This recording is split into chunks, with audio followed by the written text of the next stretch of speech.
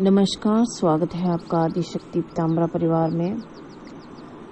आज इस वीडियो के माध्यम से कमेंट बॉक्स में कमेंट आया था कि कुल देवी के महत्व के बारे में बताइए और कुल देवी कौन होती हैं, इस तरह का एक कमेंट था। तो उसी का ही आंसर करने के लिए ये वीडियो है।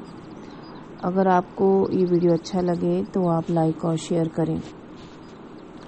देखिए, पहला प्रश्न उनका ये है कि कुल देवी का क्या महत्व है। कुल देवी का उतना ही महत्व होता है हमारे जीवन में जितना अगर हमारे शरीर से सांस को निकाल दिया जाए तो हमारा शरीर में क्या बचता है। कुल देवी ऐसी भगवती हैं जो हमारे कुल की रक्षा करती हैं, हमारे कुल को चलाती हैं, आगे बढ़ाती हैं। अगर कुल देवी क्रुद्ध हो जाए तो इसके बुरे परिणाम भी भुगतने पड़ सकते हैं। यानी आपकी हर एक सांस की रक्षा आपकी कुल देवी करती हैं। और दूसरा इनका ये प्रश्न था कि कुल देवी कौन है या कौन होती हैं। तो जिस कुल में आपने जन्म लिया होता है उस कुल की एक रक्षक शक्ति होती है, उस शक्ति को ही कुल देवी कहा जाता है। और ये कुल देवी कौन है, कौन आपके कुल की रक्षा कर रही हैं या आपकी कुल देवी का नाम क्या है, ये आपको सिर्फ आपके घर के बुजुर्ग लोग या बड़े लोग या आपके मम्मी पापा, दादा दादी, परदादा परदादी, यही लोग बता सकते हैं। या जिन लोगों ने आपके कुल में जन्म लिया है वही लोग या आपके कुल के पुराने लोग, बुजुर्ग लोग ही बता सकते हैं। अन्य कोई भी कुल देवी के बारे में नहीं बता सकता है। अब बात आती है कि कुल देवी का क्या महत्व होता है। जो कुल देवी हैं वो आपके कुल की रक्षा करती हैं, आपके कुल को आगे बढ़ाती हैं, आपके कुल में कितने बच्चे जन्म लेंगे ये इस बात का भी ध्यान रखती हैं।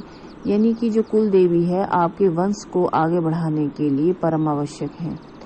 दूसरी बात, यदि आप आध्यात्म क्षेत्र में हैं और आपकी कुल देवी प्रसन्न नहीं है तो आप जितनी भी चाहे साधना कर लीजिए, जितना भी चाहे मंत्र जाप कर लीजिए, तो कुल देवी आपके मंत्र जाप को सफलता की ओर नहीं जाने देगी।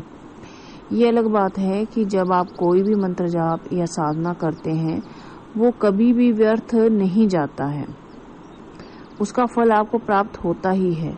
लेकिन ये फल कब और कहाँ प्राप्त होगा, अगर इसके मार्ग में कुल देवी अवरोध बनकर के खड़ी हो जाए तो उसका फल आपको प्राप्त नहीं होता है या बहुत देर से प्राप्त होता है या ये अगले जन्मों में शिफ्ट हो जाता है।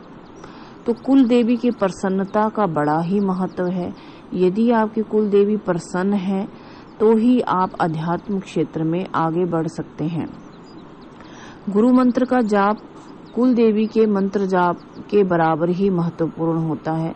जो भी आपकी कुल देवी हैं उनका मंत्र आपको ज्ञात होना चाहिए और उनकी प्रसन्नता के लिए जो भी भोग आप देते हैं, चाहे 3 मंथ में देते हैं, 6 मंथ में देते हैं, कई जगह 1 ईयर में भी देते हैं, तो वो भोग या जो चढ़ावा भी आप कुल देवी को देते हैं वो आपको देना पड़ता है। विदिन 3 मंथ, विदिन 6 मंथ या 1 ईयर के आसपास आपको ये देना होता है। कुल देवी के दर्शन भी हर 3 महीने के बाद करने चाहिए। अधिक व्यस्त हैं तो 6 महीने में एक बार तो अवश्य में भी कुल देवी के दर्शन करने के लिए जाना चाहिए। आपके कुल देवी के बड़े बुजुर्गों की रक्षा, बच्चों की रक्षा कुल देवी ही करती है। अगर कुल देवी के आशीर्वाद का हाथ अगर आपके कुल के ऊपर नहीं होगा तो देखा गया है कि बड़े बड़े कुल जो हैं वो नष्ट हो जाते हैं। यदि कुल देवी जो है अगर वो रुष्ट हो जाती हैं तो कुल देवी का मानना या उनका प्रसन्न होना अति आवश्यक रहता है, चाहे वंश की वृद्धि के लिए हो, चाहे अध्यात्म की शक्ति प्राप्त करने के लिए हो। कुल देवी क्या करती हैं, यदि आपसे वो रुष्ट हैं, यदि आप किसी देवी देवता का जाप कर रहे हैं, अपने इष्ट का जाप कर रहे हैं या किसी अन्य देवी का जाप कर रहे हैं लेकिन कुल देवी को याद नहीं कर रहे हैं, उन्हें प्रसन्न नहीं कर रहे हैं, तो कुल देवी आपके भक्ति मार्ग में अवरोध पैदा कर देती है। ऐसा अक्सर देखा गया है कि लोग कुल देवी को भूल जाते हैं या उन्हें ज्ञात नहीं होता है कि कुल देवी कौन है। तो ऐसा बिल्कुल भी ना कीजिएगा। कुल देवी को सदैव प्रसन्न रखिए। वही आपकी रक्षा करती हैं सर्वप्रथम। वही आपके जीवन की रक्षा करती हैं, धन की संपत्ति की रक्षा करती हैं और आपके कुल की रक्षा करती हैं। आपकी जमीन जायदाद या जो भी आपके पास होता है उस सब की रक्षा कुल देवी करती हैं। यदि कुल देवी रुष्ट हैं तो आपके इष्ट चाहे कोई भी हो या आप किसी भी देवी देवता की साधना कर रहे हों तो वो आपके समीप नहीं आ सकते हैं। क्यों नहीं आ सकते हैं? क्योंकि कुल देवी ही रुष्ट होती हैं। सबसे पहले आपको अपनी कुल देवी को जरूर प्रसन्न कर लेना चाहिए। अगर आपको ये वीडियो अच्छा लगे तो लाइक और शेयर करें। धन्यवाद।